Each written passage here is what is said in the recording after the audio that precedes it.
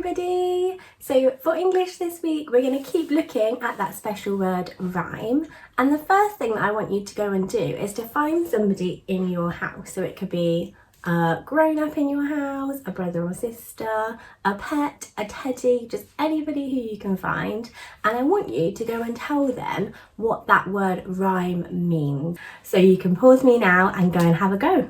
So hopefully you told them that rhyme is when two or more words sound the same. So for example, we could have cat and bat. Those two words sound the same, so they rhyme. Lots of authors like to use rhyming words in their stories, so you might have come across a story with lots of words that sound the same in them. One of my favourite stories is Giraffes Can't Dance, and there's lots and lots of rhyming words in this story. So I'm going to read this story to you now, and I want you to have a listen and see if you can hear any words that sound the same. Gerald was a tall giraffe whose neck was long and slim, but his knees were awfully bandy and his legs were rather thin. He was very good at standing still and munching shoots off trees, but when he tried to run around, he buckled at the knees. Now, every year in Africa, they hold the jungle dance, where every single animal turns up to skip and prance. And this year, when the day arrived, poor Gerald felt so sad, because when it came to dancing, he was really very bad. The warthogs started waltzing and the rhinos rock and rolled. The lions danced a tango which was elegant and bold. The chimps all did a cha-cha with a very Latin feel, and 8 baboons then teamed up for a splendid Scottish reel. Gerald swallowed bravely as he walked towards the floor, but the lions saw him coming and they soon began to roar.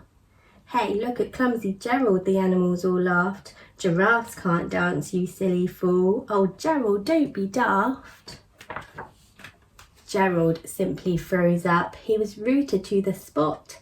"They're right," he thought. "I'm useless. Oh, I feel like such a clot."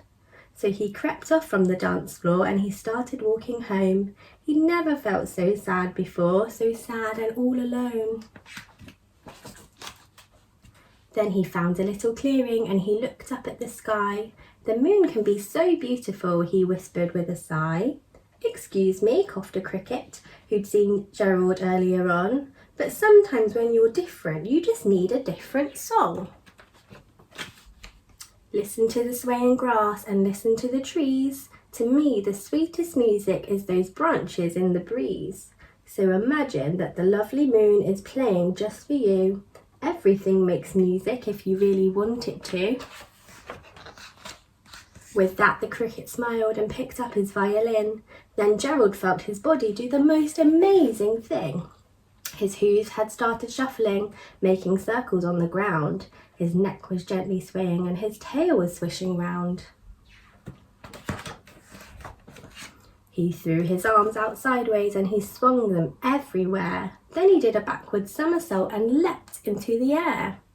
Gerald felt so wonderful, his mouth was open wide. "I'm dancing, yes I'm dancing, I am dancing," Gerald cried.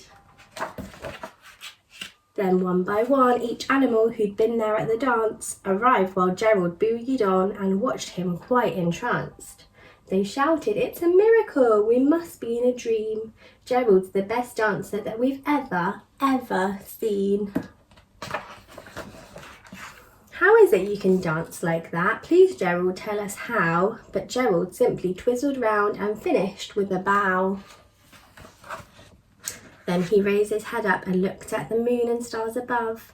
"We all can dance," he said, "when we find the music that we love."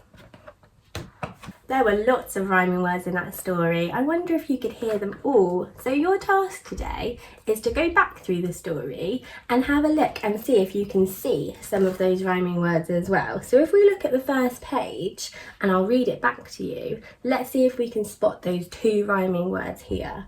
So, Gerald was a tall giraffe whose neck was long and slim, but his knees were awfully bandy and his legs were rather thin. So I can hear that thin and slim, they sound the same. So those are the 2 words that rhyme. I want you to keep going and go on to the next page and see if you can find some rhyming words here as well. See how many you can find in the whole story. You can either print pages out from the story and underline the rhyming words, or you can make a list, or you can just say the rhyming words out loud if you want to. But you can show us on Tapestry or send us an email and we would love to see which rhyming words you can find in this story. See you tomorrow!